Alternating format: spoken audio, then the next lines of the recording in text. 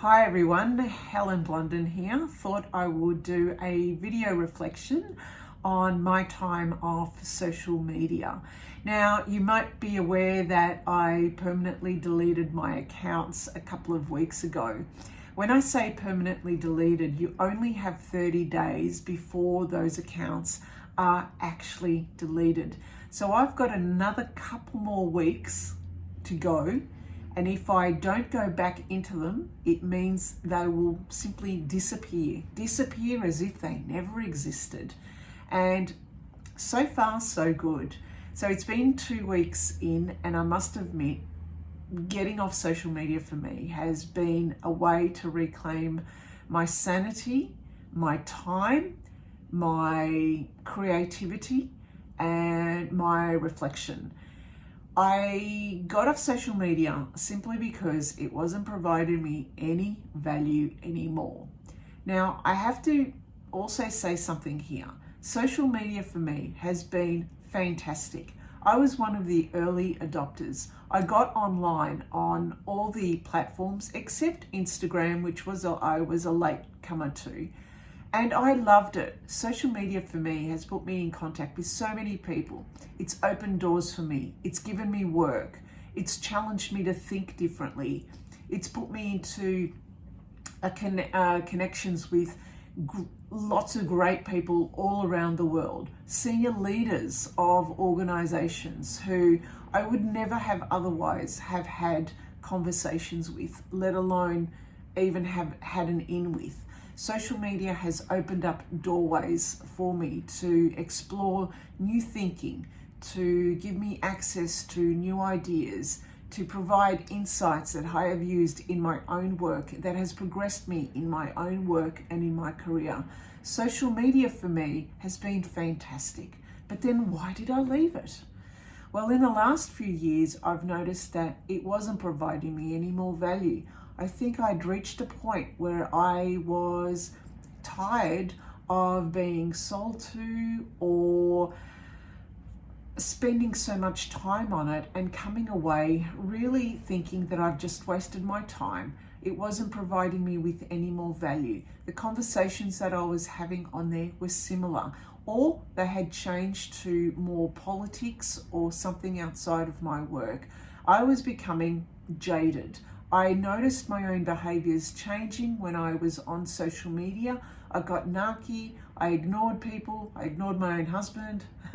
And I realized that, what am I doing this for? How am I actually being a better person from it anymore? I used to be a different person on social media simply because of the kind of projects that I was getting involved in, the type of people I was connected with, the type of teams. We were doing great things on it. But all of a sudden, last few years, it has been totally different. And so something had to change. I felt the COVID pandemic and the lockdowns for me was a real mindset change. And for those of you who have been following me on my blog and the types of posts that I've been sharing, you've probably already realized that I've been going down this track for some while. And you'll probably realize that something switched in her head. It has. And I hope in a good way. For me, this getting off social media has given me time to think about what it is that I want to do and what kind of impact and mark I want to make on the world. And it's made me realize that I love the things that I share, and I do it for a reason, simply because I have a passion in helping people learn how to learn and to try and find ways to be curious about the world, to ask questions about the world, to go down rabbit warrens and to learn new stuff, and in so doing, learn something about themselves. I'm passionate about activating the way people learn and helping them become curious explorers in this new world. I want to be able to help people help themselves. I don't want to be lectured at. I don't want to be told how to do stuff. I don't want to be told how to buy particular services or why to use a certain product. I don't want to follow the packs. And I felt Twitter at times was being too packish. Everyone was following the pack. Everyone was following the crowd. I didn't want to do that anymore. So I left social media, and I've still got 2 weeks to go, like I mentioned, before everything is deleted. So I deleted Twitter. My poor Twitter. I deleted Instagram. I didn't care about that. I deleted Facebook, and I deleted Snapchat ages ago anyway. That was no biggie. Surprisingly though, I've kept LinkedIn. You might say, but you said that you're going to be permanently deleting everything. You see, with LinkedIn, ultimately LinkedIn for me is my static CV. I say static now simply because I've locked it all. For a while now, I've not been following anyone on LinkedIn. Absolutely no one. Anytime someone connects with me, I unfollow them so I don't see messages, I don't see their likes, I don't see their posts, I don't see their shares. I've unfollowed all companies. I've locked everything up on LinkedIn now so that it is a static CV. And in my About Me page, I've put links into my website. So my LinkedIn page, I see for now, is my front page for my CV. I needed a profile page where people can see my work and then be connected to my work through my blog, because I still need work. I still need a way to be able for people to see my work. And so that's what I've done with LinkedIn. Although down the track, once I retire, once I don't see any need for me to have a profile CV, an online CV, then I can delete that as well. Some pros and cons. Some pros for me in the last few weeks have been the fact that I've reclaimed some of my time back. I have written so much. I feel as if I'm getting my time back. I'm not down in the weeds worrying about what other people have written or what they've written. I don't feel as if I've wasted my time anymore. I've picked up a new skill of crocheting as well, which is new. I also have more time for golf. I take time to read articles and also try and understand what the gist of them are. So I'm curating now posts where I provide lessons in what I learned from these posts, because now people don't have time to read anymore, apparently. So that's the pro for me. Another pro is that I am focusing more internally to the company that I work for, and using the stuff that I would have shared on social media, I'm now sharing inside the company, in the hope that my colleagues can also now start to contribute more to conversations and to be connected more with each other. That is a work in progress. Sometimes I feel like doing this, but what I'm seeing is we're getting a little bit of traction in there. So I'm focusing, I guess, what social media used to be like around conversations, networking, learning, education, self-education, to more internally in my own company, and I'm seeing more traction in there. The cons, obviously, are the fact that once you get off social media, you are completely disconnected from people. You lose those conversations, you lose the people, because you realize that people are on those platforms, they're communing on those platforms, and they might not be aware of how to contact you in other ways. So people don't know about RSS feeds. They don't know the fact that you can actually converse in other ways through blogs. And it's so much easier to get on a platform and just observe and consume content, as opposed to engaging and contributing in places where people are. So one of the things that I have been going back is looking at my own the people that I followed on social media are now, obviously, I've got them in RSS feeds, so I take the time to read their posts and then comment in the blogs.